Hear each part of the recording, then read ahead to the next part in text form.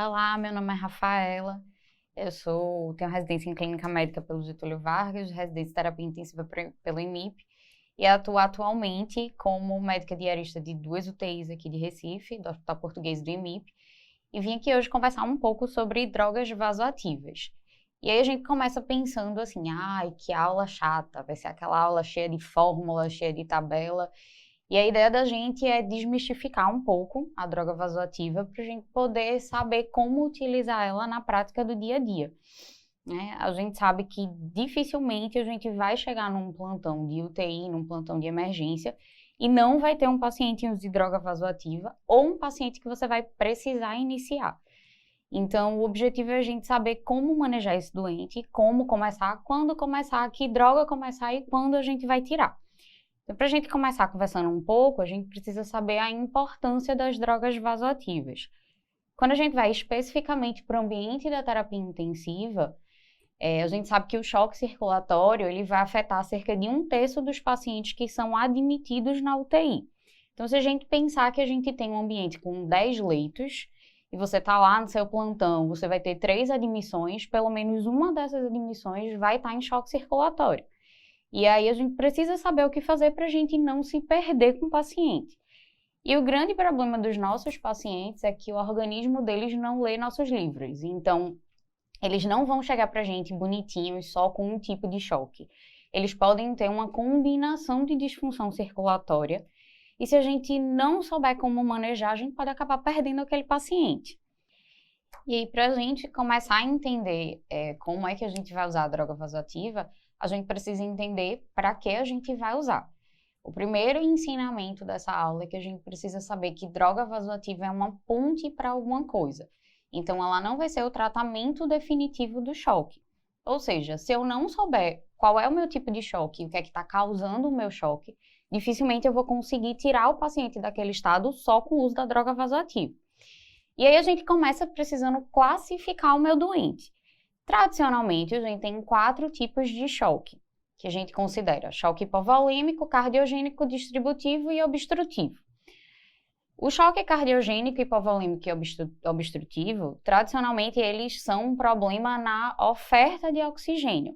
Então, existe algo que está acontecendo no meu organismo que reduziu aquela oferta de oxigênio e eu preciso corrigir essa oferta. Seja lançando a mão de transfusão, lançando a mão de inotrópico, precisando vasodilatar, fazer uma vasoconstricção no meu paciente, ou, no caso do choque obstrutivo, liberando essa via de saída do VD ou do VE. No caso do choque distributivo, que o choque mais clássico que a gente tem nessa situação é o choque séptico, a situação é um pouco diferente. Na verdade, hoje em dia, a gente classifica o choque séptico muito mais como um choque multifatorial. Então, se acreditava antigamente que a gente tinha uma vasodilatação, uma vasoplegia, que era a causa de tudo isso, de todo o choque. E, na verdade, hoje em dia, a gente sabe que a gente tem uma liberação de uma série de mediadores inflamatórios que vão ter como parte a vasodilatação, a liberação de radicais livres, mas você também tem um prejuízo a nível celular da metabolização de oxigênio.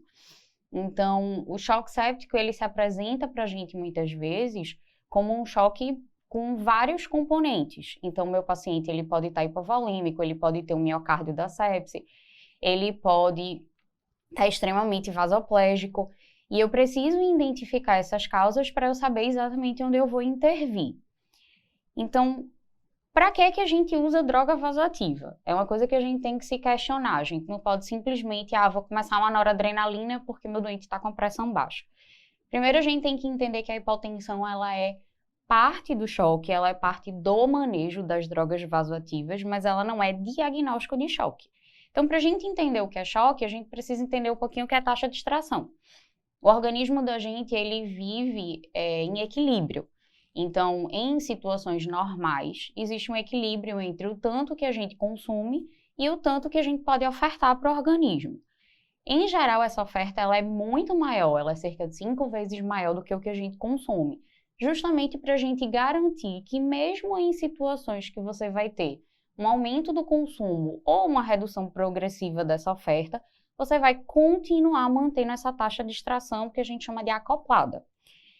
Existem situações em que essa oferta fica muito baixa, ou esse consumo fica muito alterado, e aí a gente começa a ter um problema nessa taxa de extração. Quando isso acontece, meu organismo não tem o suficiente para metabolizar, meu paciente entra em colapso circulatório. E aí, o que é que compõe esses dois fatores da taxa de extração? A oferta de oxigênio ela é composta pelo débito cardíaco multiplicado pelo conteúdo arterial de oxigênio. Já o consumo seria o débito cardíaco multiplicado pela diferença entre o conteúdo arterial e o conteúdo venoso. Por que isso é importante? O que é que eu quero com minha droga vasoativa? Eu quero mexer exatamente nisso aqui. Nesse conteúdo arterial de O2, a gente tem como mexer na questão da hemoglobina, na questão da volemia. Mas quando eu falo de droga vasoativa, eu quero mexer basicamente nesse meu débito cardíaco. E aí, como é que eu posso fazer isso? A gente sabe que o débito cardíaco, ele é o volume sistólico vezes a frequência cardíaca. A frequência não vai entrar tanto, a não ser que a gente tenha os extremos de frequência, então paciente muito bradicárdico ou muito taquicárdico, com taquiarritmias, que a gente precisa reverter. Então, basicamente, o que eu vou manipular quando eu estou usando uma droga vasoativa seria meu volume sistólico. E aí eu posso mexer em 3 coisas diferentes. Eu posso mexer na minha pré-carga, e isso pode acontecer corrigindo a hipovolemia, ou isso pode acontecer corrigindo a vasoplegia grave através do uso de vasopressores. Vou mexer na minha contratilidade, no meu inotropismo, então isso vai acontecer através do uso de inotrópicos, e a gente vai ver mais na frente também através do uso de vasodilatadores, que podem auxiliar. E vou mexer na minha pós-carga, basicamente com os vasoconstrictores e vasodilatadores. Então, eu preciso entender que quando eu estou usando uma droga vasoativa, eu estou modificando uma variável do meu choque, eu não estou tratando o choque. Eu estou dando uma ponte para o meu organismo se segurar e não fazer um dano tecidual maior, enquanto eu vou corrigir o que está causando aquele choque. E aí a gente precisa classificar as drogas vasoativas para a gente poder entender quais são as drogas que a gente está usando, certo? Então, a gente pode classificar elas de acordo com os seus efeitos inotrópicos e os seus efeitos vasculares. Então, eu tenho drogas que têm efeitos inotrópicos diretos e têm efeitos vasoconstrictores diretos, que seriam a norepinefrina, a epinefrina e a dopamina, certo? Tem os meus vasoconstrictores que não têm efeito inotrópico, que nesse caso seria a fenilefrina e a vasopressina. Quando a gente vai para vasodilatação, a gente tem a classe de vasodilatadores que tem efeito inotrópico associado, que seria a dobutamina e o milrinone, e a gente tem aqueles que são exclusivamente vasodilatadores, que são a nitroglicerina e o nitroprusiato, mais utilizados na nossa prática. E a gente ainda pode avaliar essas drogas vasoativas de acordo com o seu potencial de vasodilatação, vasoconstricção e inotropismo. Então, se a gente for para esse gráfico, a gente vê que das drogas vasoativas que têm uma maior potência vasoconstrictora, a gente tem a fenilefrina, com nenhum efeito inotrópico. E, em segundo lugar, a gente vem aqui na vasopressina. Quando a gente vem para cá, a gente vê que a nora tem um efeito vasoconstrictor muito potente, com pouco efeito inotrópico. Já a epinefrina, dependendo da dose, ela vai ter um efeito inotrópico positivo e um efeito de vasoconstricção. A dobutamina tem um efeito inotrópico positivo com um efeito vasodilatador que é inferior ao milrinone, então o milrinone vai fazer uma vasodilatação muito maior do que a dobuta, e o nitroprusiato que entra aqui como um vasodilatador exclusivo com um efeito vasodilatador bem importante. E aí, agora que a gente já conhece as drogas, a gente já sabe mais ou menos como elas vão agir, a gente precisa saber como é que a gente vai usar, certo? Então, existem alguns princípios quando a gente vai iniciar a droga vasoativa para o doente. A primeira coisa, se a gente só mantiver uma PAM acima de níveis aceitáveis, a gente não está tratando definitivamente o choque. Então, novamente, a droga vasoativa não vai tratar a causa do choque. Ela vai lhe dar tempo para fazer isso. A segunda coisa é que não adianta eu melhorar a macrohemodinâmica do meu doente se isso não está sendo acompanhado pela oxigenação tecidual. Então, eu comecei lá a droga vasoativa, meu doente está com a PAM maravilhosa, mas ele tem um lactato que não para de subir, ele continua com sinais de choque e você não está fazendo nada só com aquela droga vasoativa. A terceira coisa que a gente precisa entender é que quando a gente vai infundir essa droga no paciente, é uma molécula que a gente está infundindo, mas que muitas vezes essa molécula tem vários receptores associados a ela. Então, dificilmente a gente vai ter uma droga vasoativa que a gente vai usar na prática que atua em um único receptor. E esses receptores diversos podem fazer respostas diversas, inclusive uma resposta que você não vinha esperando quando você inicia aquela droga. E a gente não pode nunca confiar nos receptores dos nossos pacientes.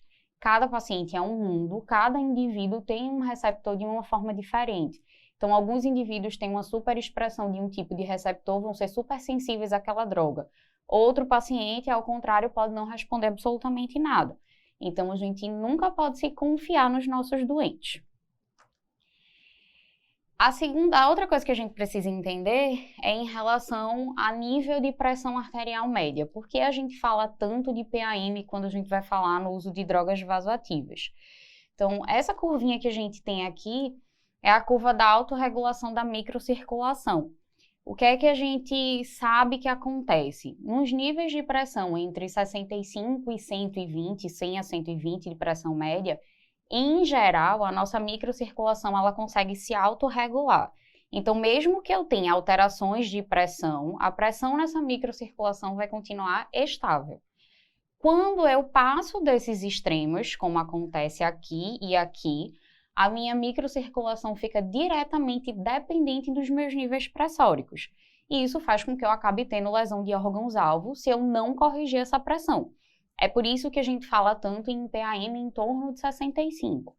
Qual é o grande problema? Cada paciente é um mundo, então os meus pacientes têm níveis pressóricos que são diferentes. Se eu tenho um paciente cronicamente hipertenso, ele pode ter um desvio dessa curva pressórica e talvez uma PAM de 65 para ele aqui seja muito baixo, ele já está entrando nessa curva aqui de regulação de acordo com a pressão. Então, idealmente, a gente deveria conhecer os doentes mais a fundo, mas a gente sabe que isso nem sempre acontece. O que é que a gente leva desse gráfico? Que a gente vai ter um nível de PAM de 65, como a gente vai falar mais na frente, mas que a gente sempre precisa ir atrás da história clínica e sempre ter um sinalzinho de alerta ligado que talvez aquele doente precise de um pouco mais ou um pouco menos de pressão do que a gente está dando. E aí, quando a gente vai para as metas hemodinâmicas, a PAM de 65 é um limite inicial recomendado pelo Surviving Sepsis e pela praticamente todas as literaturas que a gente vai ler, certo? E o Surviving sugere que todos os pacientes que estão sendo manejados com droga vasoativa tenham uma linha arterial. Parece uma besteira, às vezes a gente chega num paciente, vai começar ali uma nora em dose baixa, a gente faz, não precisa de uma linha arterial. Mas a gente não sabe como esse paciente vai evoluir. Então, se você tem disponível no seu serviço, você tem facilidade de acesso a uma monitorização invasiva da pressão arterial, o ideal é que esses pacientes sejam manejados dessa forma. Não só em uso de vasopressores, mas em uso de vasodilatadores também. A gente tem que lembrar que a gente está lidando com drogas que têm um início de ação muito rápido e que são muito potentes. Então, a gente precisa de um ajuste fino do resultado terapêutico que a gente precisa, que a gente está atrás. E aí a gente se questiona se o 65 é realmente o nível de pressão que a gente deve utilizar, já que é o que vem sendo postulado já há vários anos, mas quando a gente vai olhar aqui, a gente tem uma qualidade de evidência moderada, e aí pensando nisso, foi feito um estudo que foi publicado em 2014 no New England, e ele avaliou os pacientes com choque séptico justamente pensando nisso. Em um grupo ele mantinha uma PAM de 65 a 70 e no outro grupo de 80 a 85. E aí o resultado foi que não tinha diferença, certo? A única diferença que ele encontrou é que os pacientes que estavam no grupo com a pressão mais alta, porque eles eram expostos a uma dose maior e por um tempo maior de droga vasoativa. Como a gente vai ver mais na frente, é um dos principais efeitos colaterais que a gente encontra nessas situações. Porém, tem um adendo que nos pacientes que tinham hipertensão crônica, o fato de você manter essa pressão um pouco mais alta teve um menor risco de efeito adverso do ponto de vista renal. Ou seja, esses pacientes necessitavam menos de terapia de substituição. Isso quer dizer que a gente vai manter 80, 85 para todo mundo que é hipertenso? Não, isso quer dizer que a gente vai individualizar de acordo com cada paciente. Então, o que vai mudar o desfecho do seu paciente é você estar ali à beira-leito, reavaliando ele a todo momento para ver o que está dando certo e o que não está. Em relação a quando eu vou iniciar essa droga vasoativa. Para quem não conhece esse senhorzinho simpático, esse daqui é Jean-Louis Vincent, é um dos maiores nomes da terapia intensiva mundial atualmente. E ele publicou esse artigo de revisão no New England também já há algum tempo, mas é um artigo de revisão muito bom, que dá uma boa ideia do quanto a gente vai usar a droga, como a gente vai começar.